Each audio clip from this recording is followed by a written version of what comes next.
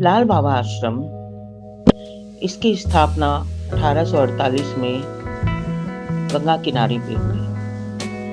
यह गरीब और जरूरतमंद दीन दुखियों के लिए बनाया गया था। लाल बाबा आश्रम की भूमि चारों तरफ फैली हुई है, जहाँ गौशाला, भंडारा, गाय के चरने के स्थान भी हैं। साथ में वहाँ पर पहले 24 आवर्स रामायण का पाठ होता था, जो अब नहीं होता।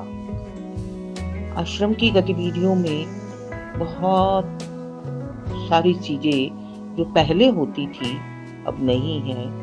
पहले 100 बच्चे के आसपास वहाँ अनाथ बच्चे रहते थे, अब 15-20 बच्चों को वे रख रखे हैं। उनको पढ़ा रहे हैं, लिखा रहे हैं। ट्रस्टी भी पहले जितना पैसा वहाँ देते थे अब नहीं दे पा रहे हैं या नहीं देते हैं। मेरी वहाँ पर जो बंदे मौजूद थे उनसे बात हुई, क्योंकि वहाँ के गुरुदेव की तबीयत खराब थी, तो उन्होंने बातचीत नहीं की। एक 95 वर्षीय गुरु से बात हुई, जो लाल बाबा के शिष्य है। আপনার বয়স কত? আমি বলে দিচ্ছি, দাঁড়ান আমি ভেতরে গিয়ে বসে হচ্ছে লাল বাবার শিষ্য। বয়স কত? বয়স কত বাবাজি? 104 বছর। 104 বছর। আপনি লাল বাবার বারে মে কিছু বলতে পারেন? লাল বাবার বাড়িতে কিছু বলতে হবে, ওনার ক্ষমতা সম্বন্ধে বা ইয়ে সম্বন্ধে। এই আশ্রম কখন স্থাপিত হলো? হ্যাঁ, কত সালে স্থাপিত হয়েছে আশ্রম? आश्रम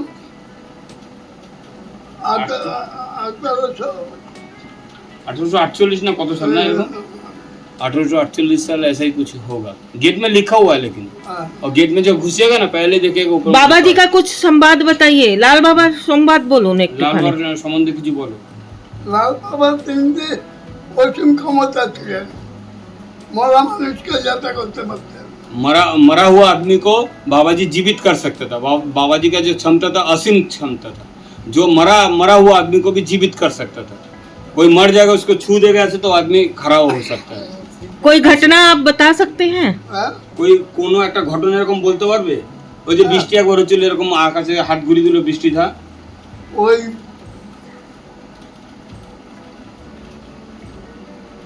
রতন বাবু ওর এই রিয়েসের ওই ও মরে যাচ্ছিল, ঘর থেকে বাইরে করে দিয়েছে যে শ্মশানে নিয়ে যাবে। হ্যাঁ, সেই ব্যক্তি জীবিত হয়েছে। बोल रहा है जो रतन बाबू बोल के कोई एक आदमी था, उनका देह घर से मतलब मर गया। डॉक्टर बाबू देखा है तो डॉक्टर बाबू चेकअप वुकअप करके बोल दिया ये आदमी मर चुका है, ठीक है। उसका बाद में उसको घर से जैसे श्मशान ले जाता है, हाँ, कपड़ा उपड़ा पैकिंग करके घर से बाहर निकल दिया। निकलने के बाद बाबा जी को बोला था जिनको थोड़ा जीवित करते से उनका थोड़ा बाहर बिजनेस है तो इनका सोई नहीं होने से पैसा नहीं मिलता, तो बाबा जी जाके उनको जीवित कर दिया था। ठीक है, आपका दिखा हुआ बात बोल रहा है, ठीक, आंखें दिखा हुआ बात है। गंगा पूजा नहीं होता है, गंगा पूजा हो रहा था एक बार, तो हम लोग का उस टाइम पूरी, हलवा, खिचड़ी, हाँ, सूजी, छोला भाजा, ये सब बहुत कुछ खिलाता है बाबा जी। तो खिलाते खिलाते हम लोग का दाल घी जो होता है, घी खत्म हो गया। घी का डब्बा तो 25 तो डब्बा था, तो 25 तो डब्बा घी में खत्म हो गया। तो भंडारी बोल रहा है जो बाबा जी घी तो खत्म हो गया, तो अभी सूजी वूजी सब बचा हुआ है, आदमी भी है, तो हम क्या करेंगे? ये तो सब खत्म हो गया घी, ये सब भाजेंगे क्या चीज़ से, होगा क्या चीज़ से? तो बाबा जी बोला ठीक है, जो डब्बा खत्म हो गया उसको गंगा जी का पानी ले आओ, पानी लेके कोठार में रख दो। कोठार मतलब हम लोग का जहाँ पर ये सब राशन उसन रखता है उसको कोठार बोलता है। तो बोला कोठार में जाके रख दो, तो कोठार में रख दिया। तो बोला बाबा जी तो कोठार में तो रख दिया, तो घी हम लोग को कहाँ से मिलेगा? बोला वो लाके इसमें डालो गरम कढ़ाई में। तो लाके जब डाल रहा है तो देख रहा है गंगा का पानी, देख रहा है घी होके निकल रहा है। ये गंगा तट के उस मुहाने पर स्थित है, जहाँ से आप सीधे दक्षिणेश्वर उस तरफ जा सकते हैं। लाल बाबा आश्रम की एक विशेषता ये थी कि वहाँ पर कोई भूखा नहीं जाता था। अगर भूखा जाता था तो उसे बिना भोजन करे हुए वहां से निकलने नहीं देते थे। इतना समृद्ध आश्रम था। इसके 3 आश्रम हैं, एक पानागढ़, एक दानकुनी। दानकुनी वाले आश्रम को गणपत मुनि जी देखते थे। उनके गुजरने के बाद उस आश्रम की, हमें बंदे ने बता रहा था कि उस आश्रम की बहुत सारी जमीन ट्रस्टियों ने बेच दी है। अब यहाँ पर भी जो गुरुदेव बैठे हैं उनकी अवस्था, जिस दिन हम गए तो बहुत बीमार अवस्था में थे। कोई संभालने वाला आश्रम को चाहिए। ट्रस्टी आश्रम नहीं संभाल सकते, उनके अपने भी कार्य होते हैं। वैसे सिखों में इस संस्थान का नाम उनके नाम पर रखा गया है। सिखों में एक विशेष समूह उदासी के रूप में पहचाना जाता है। उदासी शब्द संस्कृत के उदास से आया।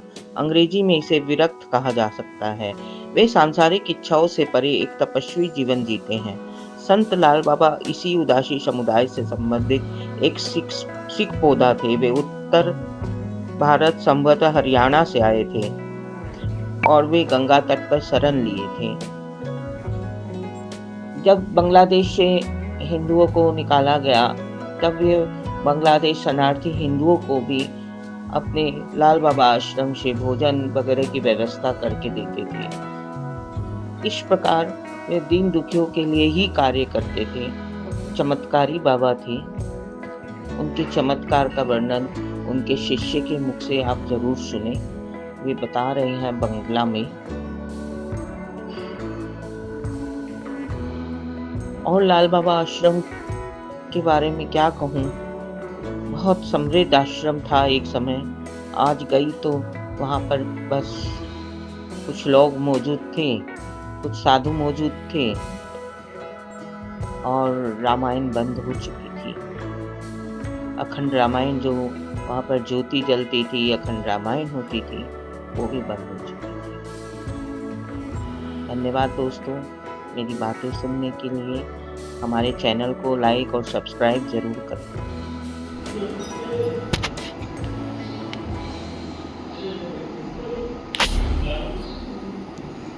ये लाल बाबा आश्रम बेलूर है और यहाँ पर लाल बाबा की ये फोटो लगी हुई है। उनके बाद उनके गुरु भाई की भी है।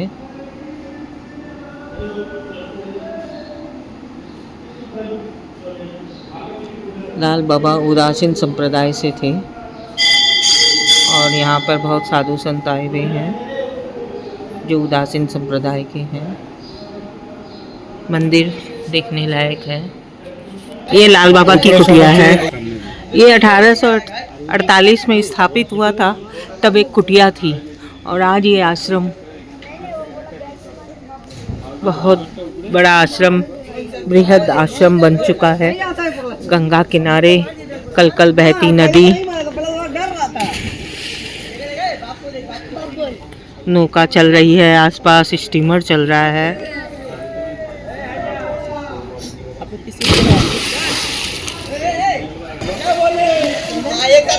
पंडित लोग रहते थे पहले यहाँ पर। जो रामायण जो पाठ होता था ना, नीचे जो गद्दी में जो रामायण है, तो वहाँ पर 24 घंटा ये लोग रामायण पढ़ता था। एक घंटा के लिए रामायण हम लोग का बंद नहीं होता था पहले। अखंड रामायण चलती थी ना? अखंड रामायण चलता था, हाँ, कभी बंद नहीं होता था। लेकिन अभी हम लोग का वो जो है वो नहीं है। 100-150 मुसलमान लोग रहते थे यहाँ पे। हाँ, यहाँ पर वो लोग का क्या होता था, वो लोग ये जगह है जहाँ 3 मुसलमान रहते। जो बाबा जी रहता गौशाला। ये गौशाला में अभी कितनी गाय हैं? 13 गाय हैं। अरे जय माता रानी। अभी 13 ही गाय हैं, जबकि इस गौशाला में कम से कम 50 गायें होती थी एक समय।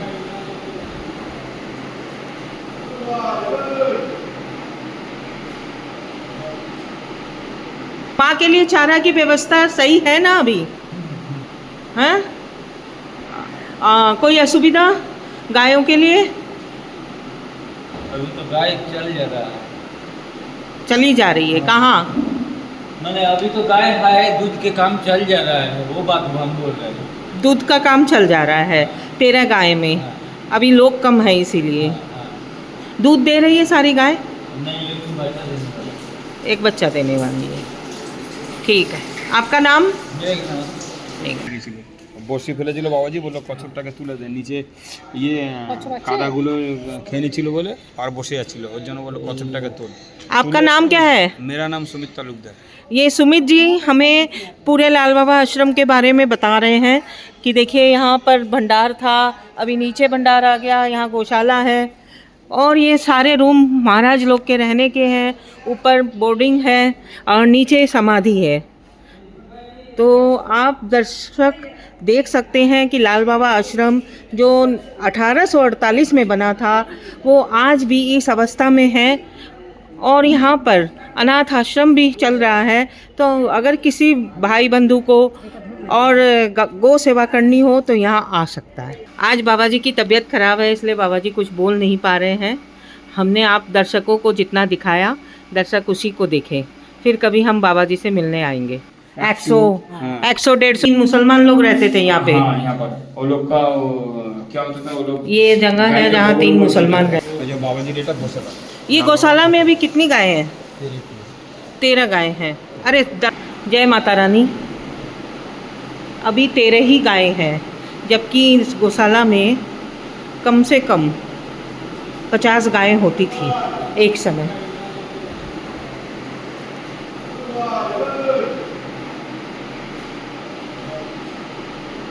माँ के लिए चारा की व्यवस्था सही है ना अभी? हैं? कोई असुविधा गायों के लिए? अभी तो गाय चल जा रहा है। चली जा रही है कहाँ? मैंने अभी तो गाय है, दूध के काम चल जा रहा है, वो बात हम बोल रहे हैं। दूध का काम चल जा रहा है 13 गाय में, अभी लोग कम है इसीलिए।